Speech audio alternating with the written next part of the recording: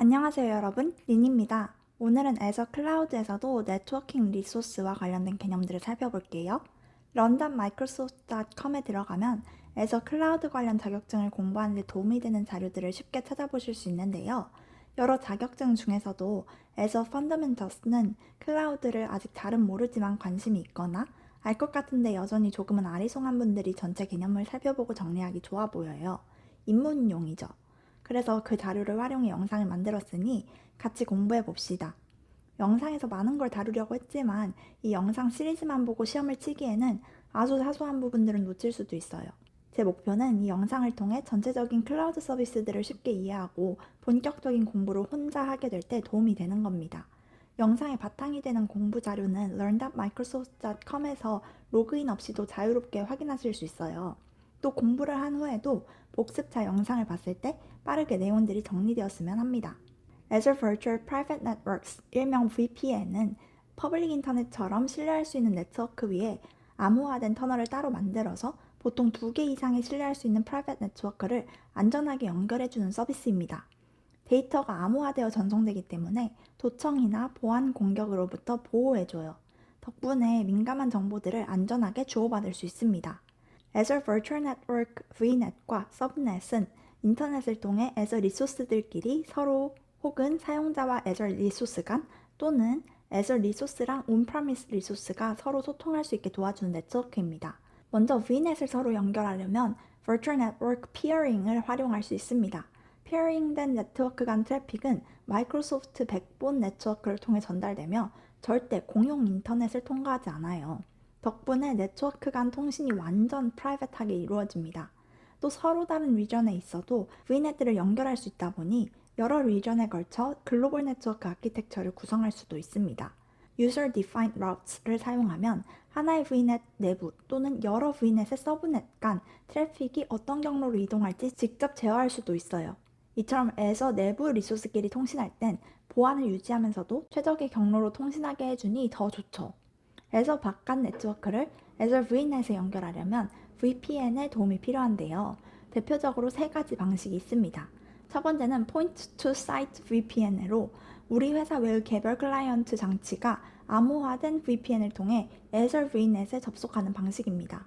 두 번째는 Site to Site VPN으로 on-premise VPN 장치나 게이트웨이를 Azure VNet 안에 있는 VPN 게이트웨이와 연결하는 거죠. 이 경우 on-premise 네트워크와 Azure 네트워크는 하나의 확장된 네트워크처럼 작동하는데요. on-premise 서버들은 Azure 서버의 private IP 주소를 사용해 통신할 수도 있습니다. 그리고 이 모든 통신은 암호화되어 있죠.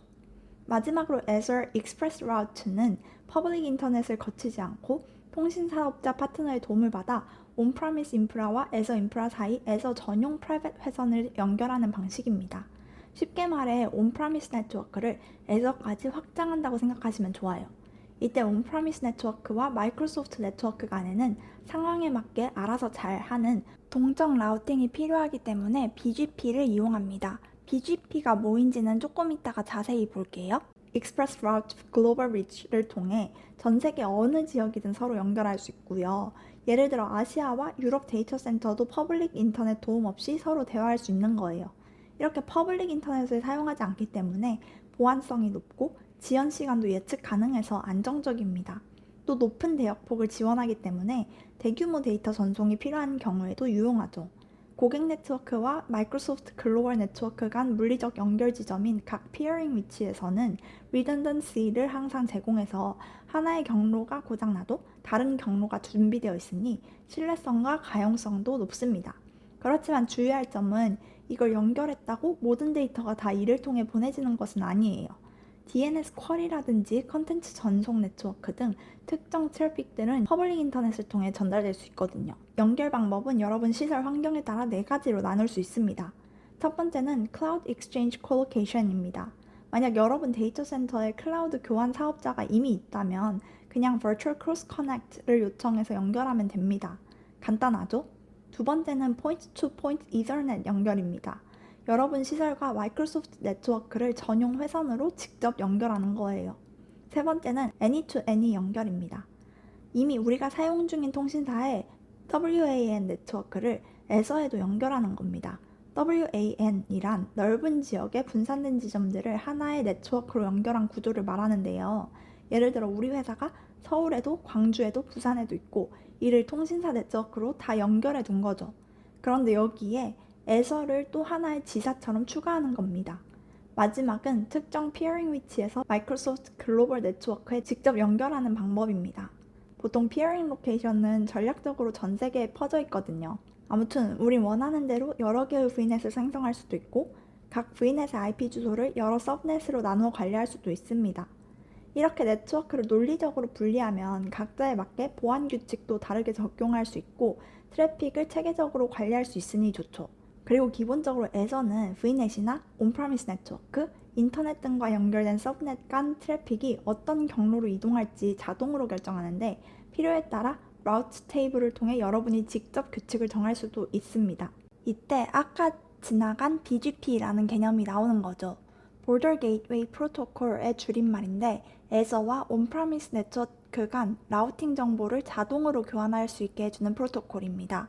예를 들어 온프라미스 네트워크 IP 주소가 10.0.0.0/16이면 BGP를 통해 해당 경로 정보가 자동으로 에서 VNet에 전달됩니다. 따라서 우리가 에서 쪽에 경로를 수동으로 추가하지 않아도 되는 거죠. 그런데 모든 네트워크 트래픽을 항상 다 받을 순 없잖아요. 어떻게 필터링 할 수 있을까요? 네트워크 시큐리티 그룹은 여러 가지 인바운드와 아웃바운드 보안 규칙을 정의할 수 있는 네트워크 보안 기능입니다. 어떤 트래픽을 허용할지 차단할지 여러분이 정할 수 있어요. 한편 네트워크 버추얼 어플라이언스는 방화벽, 침입 탐지 시스템, WAN 최적화 장비와 같은 네트워크 기능을 가상으로 구현한 겁니다. 이를 통해서도 보안을 강화하며 트래픽을 제어할 수 있겠죠? VNet 안에 있는 전용 서브넷에 VPN 게이트웨이를 발포하면 세 가지 연결 방법을 설정할 수 있습니다. 첫 번째는 사이트 투 사이트 연결이에요. 온프라미스 데이터 센터를 Azure VNet에 연결하는 거죠. 두 번째는 포인트 투 사이트 연결로 개별 사용자 디바이스들이 Azure VNet에 직접 접속하는 방식입니다. 마지막은 네트워크 투 네트워크 연결로 하나의 VNet을 다른 VNet과 연결하는 거예요. 한 개의 VNet에는 한 개의 VPN 게이트웨이만 배포할 수 있고요. 해당 게이트웨이를 통해 이 VNet을 여러 다른 VNet이나 온프라미스 데이터 센터와 동시에 연결할 수 있습니다. VPN 게이트웨이를 구성할 때는 VPN 유형을 선택해야 하는데요. 첫 번째는 policy based 방식이에요. 어떤 IP 주소 범위를 암호화해서 VPN 터널로 보낼지 정책을 기반으로 우리가 정해야 하는 방법입니다. 반면 route based 방식은 에서가 가상 터널 인터페이스를 만들고 라우팅 테이블에 정의된 경로를 기반으로 트래픽 이동 경로를 결정합니다. 예를 들어 어떤 서브넷이 새로 생겼을 때 BGP를 사용하고 있으면 해당 경로가 자동으로 에서에 전달되잖아요. 그러면 이에 따라 라우팅 테이블이 업데이트되고 별도의 정책을 다시 정의하지 않아도 자동으로 트래픽이 VPN 터널을 통해 이 목적지로 전달됩니다. 즉 새로운 서브넷이 추가되거나 네트워크 구조가 변경되더라도 라우팅 테이블을 통해 유연하게 대응할 수 있습니다. 덕분에 온프라미스 디바이스와 에저를 연결할 때도 선호되죠. 또한 VNet 간 연결, 포인트 투 사이트 연결, 멀티 사이트 연결, 하나의 VNet에서 VPN 게이트웨이와 익스프레스 라우트 게이트웨이가 동시에 사용되는 시나리오에서도 라우트 베이스드 방식이 사용됩니다. VPN 게이트웨이의 가용성을 높이기 위해서는 기본적으로 액티브 스탠바이 구성이 배포됩니다. 평소엔 액티브 인스턴스가 트래픽을 처리하다가 문제가 생기면 스탠바이 인스턴스로 자동 전환되는 거죠. 이 과정에서 짧은 연결 중단 문제가 생길 수 있는데요. 계획된 장애의 경우 아주 짧은 몇 초 이내, 계획되지 않은 장애의 경우에도 보통 90초 이내에 복구가 된다고 합니다. 익스프레스 라우트에 장애가 발생했을 때를 대비해 인터넷 VPN 게이트웨이를 백업 경로로 마련해 줄 수도 있습니다. 또 VPN 게이트웨이와 익스프레스 라우트 게이트웨이는 Zone Redundant 게이트웨이로 설정할 수 있는데요. 말 그대로 하나의 존에만 배치하는 게 아니라 여러 존에 걸쳐 분산 배치하는 거죠. 그러면 한 존에서 장애가 발생했을 때 다른 존이 바로 보완해 줄 수 있으니까요. 이를 위해선 Zone Redundancy를 지원하는 특정 게이트웨이 스쿠를 사용해야 합니다. 스쿠란 서비스 성능과 기능 수준을 의미해요. 또 주의할 점으로 Zone Redundancy를 원하면 표준 퍼블릭 IP를 사용해야 하는데 베이직 퍼블릭 IP는 여러 존에 나눠서 중복해서 배치하는 방식을 지원하지 않거든요. Azure DNS는 도메인 이름을 IP 주소로 바꾸어주는 서비스를 제공합니다. 예를 들어 우리가 www.youtube.com 이라고 쳤을 때 사실 컴퓨터는 이게 무슨 소리인지 모릅니다. 그래서 DNS가 이를 208.65.152.0/22라는 IP 주소로 바꿔주는 거거든요. 그래서 DNS를 사용했을 때 장점은 크게 5가지가 있는데요. 첫 번째는 성능입니다. Azure DNS는 Anycast 네트워킹을 사용하기 때문에 사용자의 요청이 가장 가까운 DNS 서버로 자동 전달됩니다. Anycast 네트워킹이란 하나의 IP 주소를 여러 위치의 서버가 공유하는 거거든요. 따라서 전 세계 어디에서 접속하더라도 빠르게 응답받을 수 있죠. 두 번째는 보안입니다. 누가 DNS 레코드를 수정할 수 있는지 Azure Role-Based Access Control을 사용해서 세밀하게 제어할 수 있습니다. 또한 활동 로그를 통해 누가 어떤 변경을 했는지 추적할 수도 있으니 문제가 발생했을 때 빠르게 원인을 파악하거나 복구하기 좋죠. Resource Lock 기능을 사용하면 실수로 DNS 리소스를 삭제하거나 수정하는 것도 방지할 수 있습니다. 세 번째는 Azure 포털에서 쉽게 관리할 수 있다는 겁니다. 덕분에 다른 Azure 리소스와 함께 통합적으로 운영하기도 좋습니다. 네 번째는 Azure Private DNS와 연동해서 VNet 내부에서만 사용되는 프라이빗 도메인 이름을 만들 수 있다는 겁니다. Azure에서 자동으로 생성된 이름 대신 원하는 내부 도메인 이름을 지정해 리소스를 관리하는 거죠. 마지막으로 Alias Records를 사용할 수 있다는 겁니다. Alias Record는 특정 IP 주소를 직접 지정하는 대신 Azure 리소스를 대상으로 지정할 수 있는 레코드 유형입니다. 그럼 그 서비스가 특정 IP 주소를 가리키는 거죠. 그래서 만약 해당 리소스의 IP 주소가 변경되더라도 alias는 자동으로 최신 IP를 반영합니다. 주의해야 할 점은 Azure DNS 자체에서 도메인 이름을 직접 구매할 수는 없습니다. 도메인은 앱 서비스 도메인이나 외부 도메인 등록기관을 통해 구매하셔야 하고요. 이후 해당 도메인의 DNS 레코드를 Azure DNS에서 호스팅하고 관리할 수 있습니다. 지금까지 여러 네트워킹 리소스들을 살펴봤는데요. 쭉 나열해보면 크게 Azure Virtual Private Network, Azure VNet, Virtual Subnet, VPN Gateway, Azure DNS가 있었네요. 이해가 잘 되셨나요?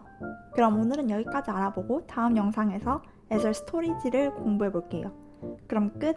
지금까지 시청해주셔서 감사합니다.